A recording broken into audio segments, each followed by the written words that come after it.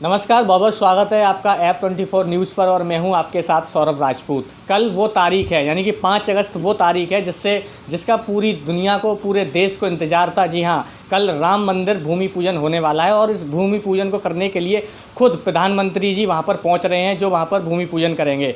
आज मैं बात करूंगा फिरोजाबाद के। यहाँ पर मेरे साथ मौजूद हैं फिरोजाबाद भारतीय जनता पार्टी के युवा मोर्चा के जिलाध्यक्ष देवेश भारद्वाज जी। इनसे मैं जानकारी करूँगा कि किस तरीके से फिरोजाबाद में तैयारियाँ चल रही हैं, क्योंकि ये पूरे देश में हर्षोल्लास के साथ ये एक तरीके से भूमि पूजन को मनाया जाएगा। यहाँ पर फिरोजाबाद में भी किस तरह की तैयारियाँ चल रही हैं, ये हम इनसे जानने की कोशिश करेंगे। सर, सबसे पहले तो आपका बहुत बहुत स्वागत है मेरे चैनल पर। बहुत बहुत धन्यवाद मेरे छोटे भाई सौरभ जी। और बड़ा एक गौरव का विषय है कि हम लोगों को वह दिन कल देखने को मिल रहा है जिसकी हम बरसों से प्रतीक्षा कर रहे थे।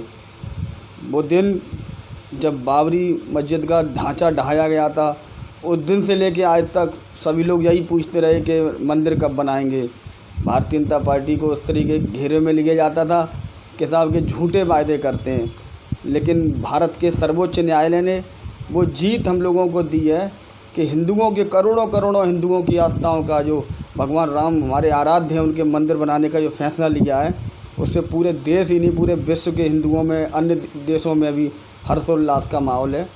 लेकिन वर्तमान परिस्थितियों को देखते हुए लग रहा है कि कोरोना काल पूरे विश्व में चल रहा है, इसलिए हम सब लोगों ने निर्णय ये लिया है कि पूरे ज़िले के युवा मोर्चा के कार्यकर्ता हो या आम लोग हो, वो अपने घरों में भजन कीर्तन, अखंड रामायण, संगीत कार्यक्रम रखेंगे। अपने रात्रि के समय अपने द्वार पर दीपावली की तरह दीप मालाएँ, झालरें, इस तरीके की लाइटिंग करेंगे। भगवान राम की पूजा अर्चना करेंगे, प्रसाद वितरण घर में ही करेंगे। यानी कि ये कह सकते हैं कि एक तरीके से ये दीपावली की तरह एक पर्व मनाया जाएगा। बिल्कुल बिल्कुल बिल्कुल। यह हम लोग अपनी आँखों से देख रहे हैं राम मंदिर को बनता हुआ, ये हम लोग कभी सोच नहीं सकते थे। इस तरीके का माहौल हमारे देश के यशस्वी प्रधानमंत्री आदरणीय नरेंद्र मोदी जी, प्रदेश के मुख्यमंत्री परम पूज्य योगी आदित्यनाथ जी महाराज ने ऐसा फैसला लिया कि हम सब लोग इतने गदगद हैं, गौरवान्वित महसूस कर रहे हैं, हमारे रोमांचित हो रहा है। हमारे हृदय में जो राम बसते हैं, उनका मंदिर एक दुनिया का भव्य मंदिर बनने जा रहा है और हम उन्हें जल्दी ही अपनी आंखों से देखने वाले हैं। कोरोना के समय इतनी भीड़ भी नहीं ज़्यादा जा सकती है, हम लोग भीड़ भी इकट्ठी नहीं कर सकते हैं इस समय ज़िले में, तो सभी लोग अपने अपने घरों पर रहकर रात्रि के समय दीपक जलाएंगे।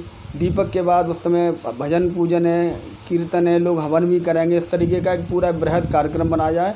आज प्रशासन के अधिकारियों के साथ हमारी बैठकर बातचीत भी हुई है, वो लोग भी चाहते हैं इस तरीके का माहौल ना हो, भीड़ भाड़ का कार्यक्रम ना हो। इसके लिए हमारी योजना पूरी बन चुकी है और एक बढ़िया कार्यक्रम कल सब लोगों के साथ रहेगा। अच्छा, दूसरी चीज़ मैं ये जानना चाहूँगा कि जैसे आपने पत्रकारिता के बाद आपने जो राजनीतिक कैरियर स्टार्ट किया, तो इस राजनीतिक कैरियर में जब आपने कदम रखा तो उस वक्त आपको क्या परेशानियाँ ऐसी मिली, क्या लगा कि राजनीति कितनी आसान है?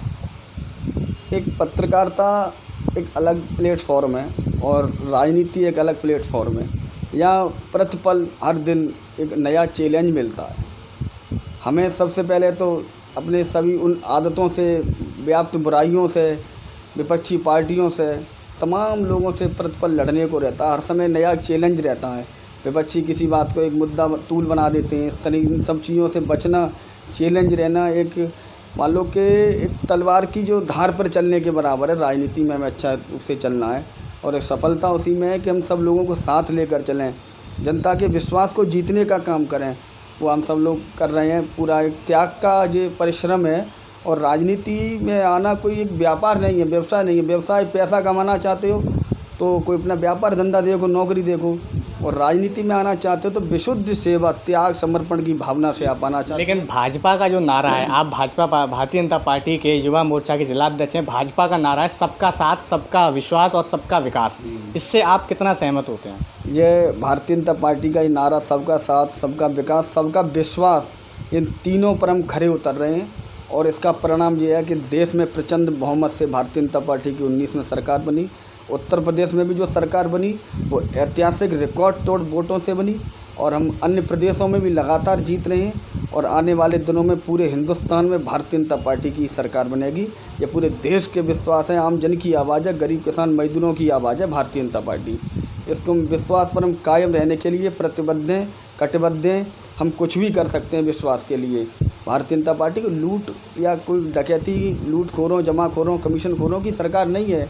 जो एक सामाजिक सेवा, इसका भारतीय जनता पार्टी का उद्देश्य कोई सरकार बनाने का उद्देश्य नहीं है, वो समाज की सेवा, जनता की सेवा का उद्देश्य है। इसलिए हम लोग राजनीति में आए हुए हैं। आप बीजेपी यूथ विंग के आप जिलाध्यक्ष हैं, तो फिरोजाबाद के खास तौर पर मैं बात करूंगा, फिरोजाबाद के युवाओं के लिए कल जिस तरीके से भूमि पूजन होगा, प्रधानमंत्री जी खुद वहां पर पहुंच करके भूमि पूजन करेंगे, तो फिरोजाबाद के यूथ के लिए आप क्या संदेश देना चाहेंगे? मैं अपने ज़िले के युवाओं को बड़ा निवेदन कर रहा हूँ कि सभी में उल्लास है, सभी गौरवपूर्ण इस दिन के इंतज़ार कर रहे थे और इस दिन के लिए जब बड़ा ही रोमांचक लगता है और हृदय भरा आता है, आंखें भर आती हैं इस दिन को देखने के लिए कि हम सब लोगों के बीच में ही, मेरे सामने ही ये अयोध्या का विवादित ढांचा तोड़ा गया था, दंगे हुए थे, वो सब मैंने अपनी आंखों से देखा था।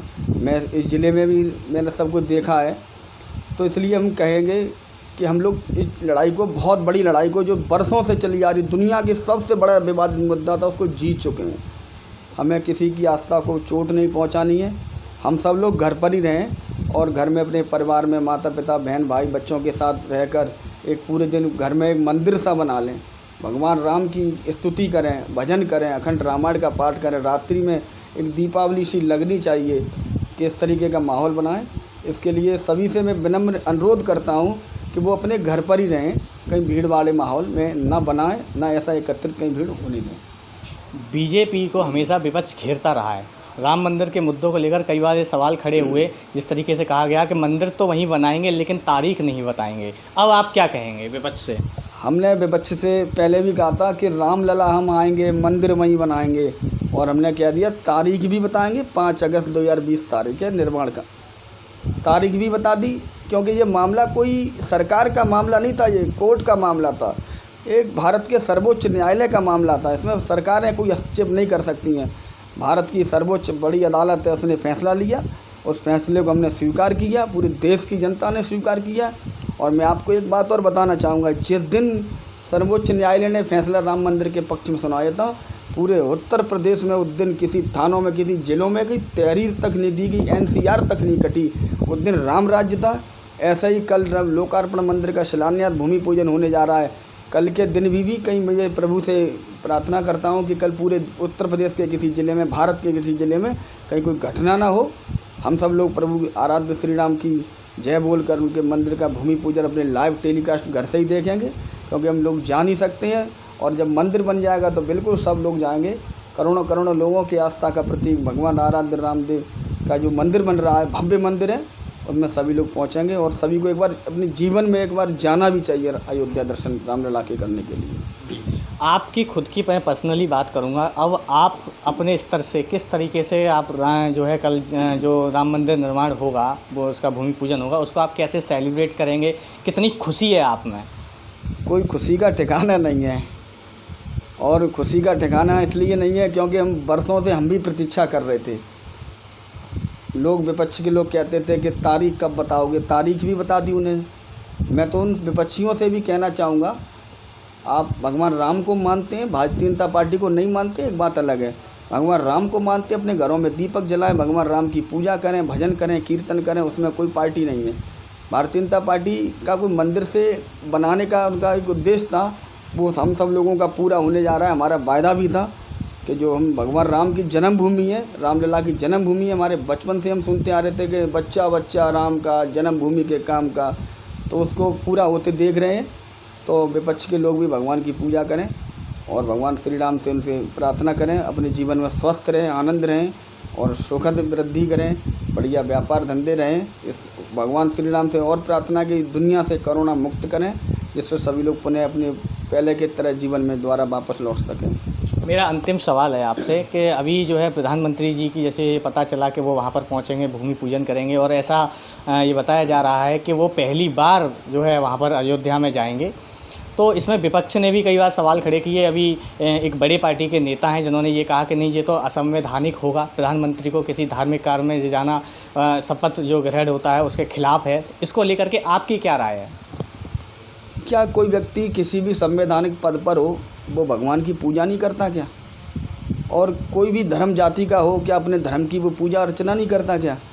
या देश के प्रधानमंत्री का जो संकल्प था कि अयोध्या में जो विवादित ढांचा ढहा है उसकी जगह रामलला के भव्य मंदिर का निर्माण होना चाहिए, उसके भूमि पूजन में जाते हैं। तो मुझे नहीं लगता कोई विपक्ष के व्यक्तियों को कोई अगर शंका हो, यदि ऐसे व्यक्ति इस बात का विरोध करते हैं तो वो बिल्कुल शर्म से डूब मरें। जो अपने भगवान श्री राम आराध्य देव की पूजा अर्चना करने नहीं जा सकते हैं, ऐसे लोगों को धिक्कार है। मैं उन सब कहना चाहूँगा कि विपक्ष के लोग ऐसी घटिया राजनीति ना करें जिससे कि देश की जनता उनके खिलाफ़ कोई पूरा मोर्चा खोल दे। वैसे भी विपक्ष के खिलाफ़ पूरे देश की जनता जान चुकी है। उनके खिलाफ़ जो भी विपक्ष के करती है वो मतदान के द्वारा करती है। उन्हें राजनीति से बाहर करने का विपक्ष के लोगों को इस देश की जनता करेगी जो भगवान राम के खिलाफ़ रहेंगी।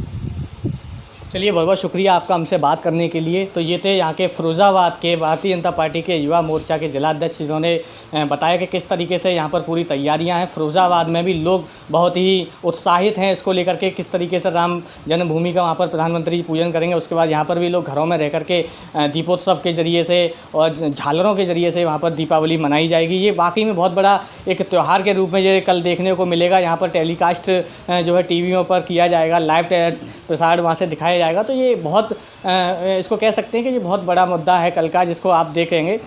आप देखते रहिए F24 न्यूज़। नमस्कार।